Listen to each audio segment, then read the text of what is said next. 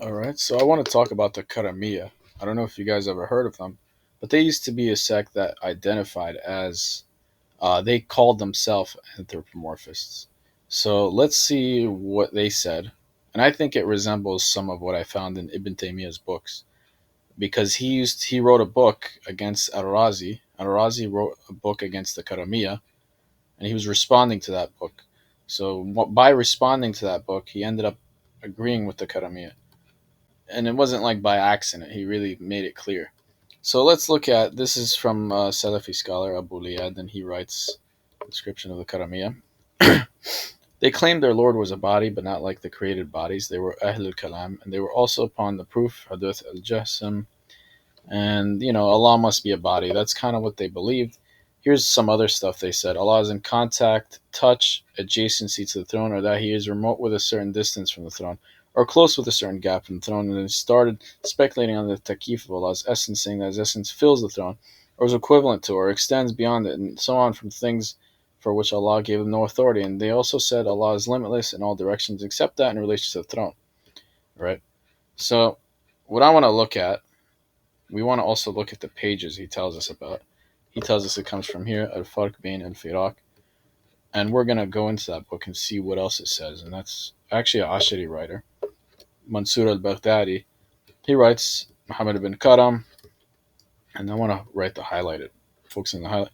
Kana called his followers to embody his idol and claimed that he is a body and it has a limit and an end under an angle and direction from which he meets the throne, right? Essentially, he has like a boundary between him and the throne, right? It's very descriptive. Is in contact with the throne, and the throne is a place for him, right? It's important to note this. His companions followed him to the embodiment of his deity and claimed that he is a body that has a limit and an end under and in direction from which it meets his throne, right? So that's basically similar, except he does use the word makan, right? So now what we want to look at is we want to look at what Ibn Taymiyyah said about them, and we're going to try to see if we're going to try to find a link between his positions and theirs. So he does talk about them in this book. Ibn Karam, the Sheikh of Islam, Ibn Taymiyyah, considered him one of the Imams of the overseas affiliate with Ahl Sunnah wal Jama'ah. Oh yeah, by the way, that is pretty important, right? That he considered them to be from Ahl Sunnah wal Jama'ah, right? That's interesting that Ibn Karam, he considered him to be affiliated with Ahl Sunnah wal Jama'ah, right? I think that's notable. And he also quotes Abu bin Karam also stood in Sijistan and its environs, supporting the doctrines of Ahl Sunnah wal Jama'ah. Right, that's directly quote from him. All right, so he saw him as a Sunni in some sense. Now, we find in Bayan Tablis al-Jahmiyyah, there's a book by Ibn Taymiyyah, volume 3, page 224, and also in other parts. It does sound a lot like what he does agree with him. Like if you look at it, it sounds like he agrees with Ibn Qayyim in these positions. So let's keep going. Um, so he wanted to understand Ahmed ibn Hanbal. So Ahmed ibn Hanbal has two quotes. One says Allah has no. We don't say Allah has a boundary slash limit. Another quotes he does say he does. So his understanding of Ibn Taymiyyah was that he meant this by that, right? So he says he affirmed the had in two different cases. For the positions that he said is on the throne with a limit, meaning that what is adjacent to the throne from his essence is a limit that he has a direction angle for him. Ahmed said that he is on the throne without a limit. He meant except for the direction adjacent to the throne, which is above, behind, right, front, and left. The difference between the side adjacent for the throne and among others, for what we have mentioned, is that the direction slash angle of the bottom is adjacent to the throne. What has been proven from the evidence, and the throne is, bounded or limited. So it is permissible to describe what is adjacent to it of the essence of Allah as a limit and a destination, and it is not like that in other than Him, because it does not align with what is limited, rather it is passing on the right, left, and above. So that it sounds exactly what Ibn Qayyim said, right? Where he has no limits in every other direction except for adjacent to the throne. If you go back and look at what we quoted, it sounds exactly the same to me. Right? And I think I quoted again just for emphasis. Or maybe not. A body in any condition, and more surprising than all of this is that Ibn Qayyim describes deity as weighty, and that is because he said in his book, Right. Okay. So I'm not sure where I'll go with that, but let's see.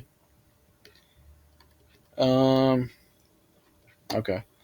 Yeah, that's about it relating to him. But you could see that there's definitely a resemblance between it, what Ibn Taymiyyah is saying and Ibn Qayyim. And I looked through all of that book, Bayan Tablisa Jahmiyyah. There's so many quotes where he basically affirms like space. He's saying everything has to have space because that's just how things are, you know. So, and he's essentially affirming that to Allah, you know. But we don't know, and we don't really affirm attributes for God that are not, affirmed in the book. So let's keep going.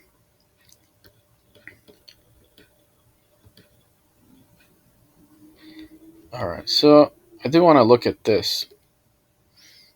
This is from Tabakat Ash-Shafi by As-Subki. Um, Here's my analysis on how that belief became common. Ad-Darimi, right, and I wrote about him in another chapter. He's a guy that Ibn Taymiyyah praises his books, and he affirms a lot of things that, he essentially affirms limit and end and all that, and that God sits and stands and all this stuff that isn't in the book, in the Quran. Right. Anyways, in that book, in these two books that he talks about, right, Subki's talking about the books Ad-Darimi wrote, and he rose against Ibn Karam, right, that guy Ad-Darimi, to the whom the Karamites are attributed to, and they expelled him from Herat.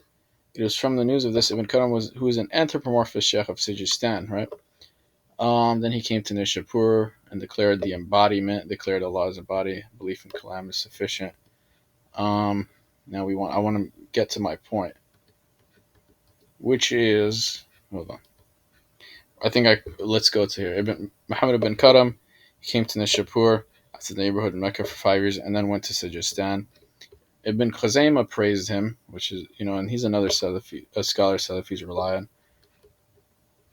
But what I'm trying to get at is that he was expelled from Sajistan, right?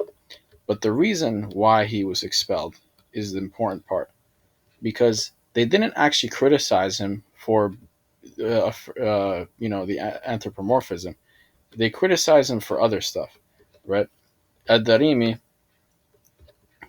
essentially, and here's their conflict, right? Here's his criticism. This is what Ibn Habban said. Remember, Ibn Habban was also kicked out of that area, and we're going to go into that. Ad-Darimi conflicted with Ibn Karam because he made a faith statement without knowledge, so it is necessary for him to be the hypocrites, right? Not because he believed that God is a body, right? So that's important to note that because Ad-Darimi, we say that from his books that there is anthropomorphism in it, so you could see why he wouldn't criticize Ibn Karam for that specifically. He criticized him for other reasons. This is from Ibn Habban. Now we're going to look at Ibn Habban, who's a muhaddith. He collected Sunnah Ibn Habban. It's a hadith collection, and it says here, right? And this is from Tabakat al-Shuf Shafi al-Kubra from As-Subki, volume 3, page 132. Um, how could I not see him, right? Because people asked about Ibn Habban, like in hadith, and he said, "Of course I see him. We kicked him out of Sijistan, right? That was the region where Ad-Darimi and Ibn Karam used to frequent, as Sijistan. Now they kicked him out because he denied the limits of God. So you have to put that together, right? This is my own assumption, but basically what I think is that it was a common belief in Sijistan to affirm that Allah had limits. That's why Ad-Darimi and Ibn Karam both affirmed that, and they didn't conflict over that. It conflicted over something else. Now, Ibn Habban came and denied that Allah has limits, and he was kicked out by the people there. That tells me that it was a common belief there. And remember, he's a major muhaddith, so if people are kicking him out, that shows you that it was probably a major, they consider that to be a major point of faith, right? And I just wanted to go over that. Um, yeah, I think the major point is that Darimi his books are praised by Ibn Taymiyyah and Ibn al-Qayyim, right? And his books, I forgot who wrote about them, but they are full of anthropomorphic creed. Their creed resembles a lot some of the stuff from the Karamiyya. And you have to understand the word anthropomorphism is also, you have to understand there's two, right? There's mutashabih, the people who affirm tashbih, and then there's embodiers, which you could say the Mujassimah, right? So really the Mujassimah are more like kalam based, right? And what jism could just mean like particles, right? It could mean like, matter in a way. So when you affirm that Allah is a jism, what they sort of meant was that he's matter in some sense. And so when the Karamiya affirmed that Allah is a body, right, that's what they were affirming. And they had, typically, and you could look at Hisham bin Hakam, I talk about him in another part. He was an early Shia. He was one of the first, he's the first person to, I'll find it for you just so you know I'm not making things up. Okay, so Hisham bin Hakam, remember, you have to understand one thing about the Asharis, right? Earlier, we saw Abu Liyad, who's a major Salafi scholar. He was quoting from that book written by, I think, al-Baghdadi, Farq Bain al-Firaq. You have to understand that the Asharis, they were usually the people who described the creed of other opposing groups. This started with Abu Hassan al-Ashari himself. He wrote the book Muqalat al-Islamiyin, right, which is like a major kind of historical source if you think about it, because it describes, it's called Muqalat al-Islamiyin, basically means the sayings of the different Muslims, the different sects, right? And so he's kind of the best early source we have of all the different sects of that time period, right? And Abu Liyad even says here, who's a major Salafi, he's the first to say that Allah is a body, right? And if you actually look at, and his quotes are collected in Abu Hassan al-Ashari, Makat al-Samiyin, and if you look at the contents, a lot of that stuff resembles what Ibn Karam affirms and actually what is in Ibn Taymiyyah's books, right?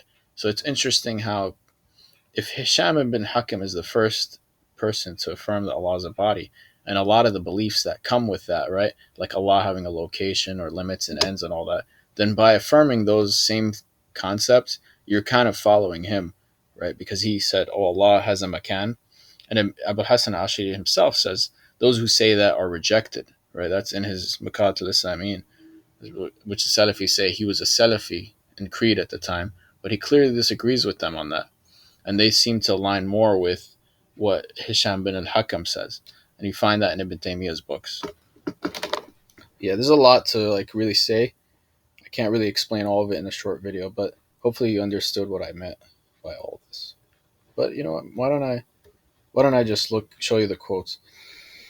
Hisham bin al-Hakam said God is limited, right? A body, and he described his body and whatnot. Um, and there's also a place where he says place.